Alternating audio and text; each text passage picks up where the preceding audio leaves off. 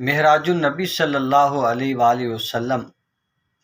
پر گفتگو سماعت کرنے سے پہلے ایک بات ذہن نشین رکھ لیں کہ اللہ نے جس نبی کو بھی معجزہ عطا فرمایا وہ اس نبی کے دور کے عروج کے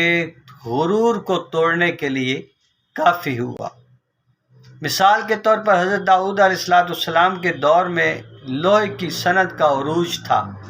لوگ بڑے بڑے ہتھیار، بڑے بڑے اوزار و آلات لوہے کو پگھلا کر پھر بنا لیتے، لیکن اللہ کے نبی صلی اللہ علیہ وآلہ وسلم لوہے کو ہاتھ میں پکڑتے، وہ موم کی طرح نرم ہو جاتا، بغیر گرم کیے ہی آپ اس کو نرم فرماتے اور اس سے جو چاہتے اوزار بنا لیتے۔ حضرت موسیٰ علیہ السلام کا دور دیکھیں تو گھر گھر میں جادوگر تھے، فن جادوگری عروج پر تھی، یہاں تک کہ دربار فرعونی میں جب بڑے بڑے جادوگروں نے رسیوں کو پھینک کر جادو کے ذریعے سانپ بنایا تو آسائے موسوی ان پر غالب آ گیا، یعنی موسیٰ علیہ السلام نے عصا پھینکا جو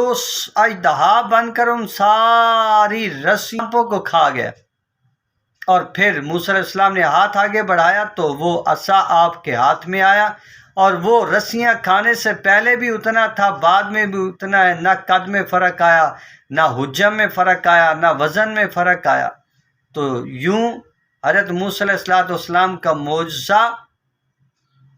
جادوگری کے فن کے عروج کے غرور کو اس نے توڑ کے رکھ دیا۔ حضرت عیسیٰ علیہ السلام کا دور دیکھ لیں، جب طب اپنے عروج پر تھی، سقراط، بقراط، جالینوس، افلاطون جیسے بڑے بڑے اطباء انہوں نے اپنا سکہ بٹھا لیا تھا، اور اس دور میں جب مردے کو زندہ وہ نہیں کر سکتے تھے، کوڑی کے مریض کو وہ ٹھیک نہیں کر سکتے تھے، مادرزاد اندھے کو وہ بینائی نہیں دے سکتے تھے، تو موسیٰ علیہ السلام تشریف لائے،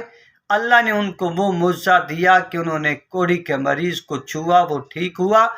مادرزاد اندھا یعنی نابینا جو ہے، اس کی آنکھوں پر ہاتھ لگایا، اس کی آنکھوں میں نور اتر آیا، اور آپ نے اپنی پاؤں سے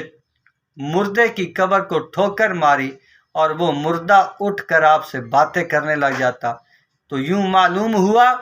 کہ ہر دور میں اللہ نے جس بھی نبی کو معجزہ عطا فرمایا وہ اس دور کے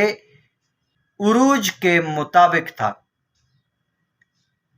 یوں ہمارے آقا کریم صلی اللہ علیہ وآلہ وسلم کو بھی اللہ تعالیٰ نے بہت سے معجزات عطا فرمائے۔ ہم انشاءاللہ اگلے بیان میں یہ سمجھیں گے کہ ہمارے آقا کریم صلی اللہ علیہ وسلم کو اللہ نے جو معجزات عطا فرمائے کیا وہ آپ کے دور کے مطابق ہیں کہ نہیں ہیں۔